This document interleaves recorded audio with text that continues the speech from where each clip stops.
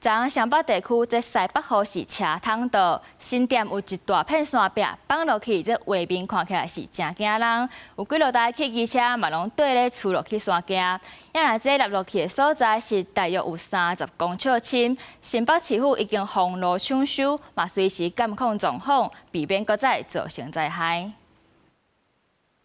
山坪土石松軟向陽開始震動，煞放落來，車嘛同齊落落去。新北市新店新埔一街18發生土石流。雨下很大，就是它含水量一多的話，它就是整個突然一瞬間就崩下去了。我現在才要搬，但是昨天晚上才看到新聞，我有一點緊張。崩塌的面積不只大，20公尺長，30公尺深，4台機車差不多好抬起，一台車掉佇山壁。看這個崩塌的所在，就佇家己厝的社區外，住戶難免的緊張，通行完有影響。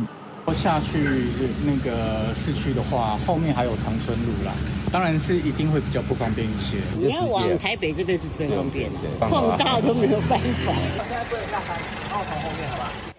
放落來大面積的土石衝落去下骹車路，警方管制出入。因為這個事故，專家判斷降雨後強降雨有關係，尤其現場土質鬆軟，驚個落大雨，災害會擴大。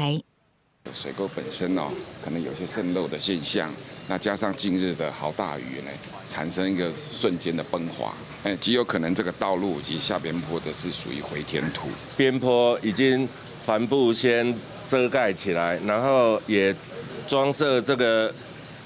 傾斜儀啊，就是說，如果有影響，那個每10分鐘，就是這個建築物有沒有位移都會知道。社區建物經過評估，雖然暫時無危險，不過市府相關單位也是加緊搶修，同步加裝監測儀器，提高戒備。